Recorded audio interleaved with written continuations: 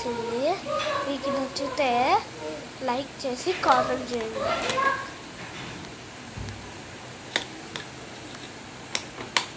చూడండి వేరు వేరు బిర్యానీ. అది చికెన్ ముక్క.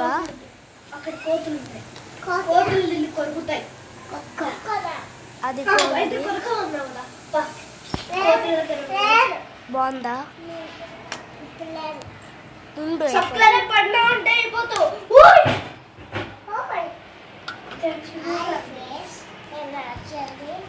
ఇది చికెన్ కర్రీ.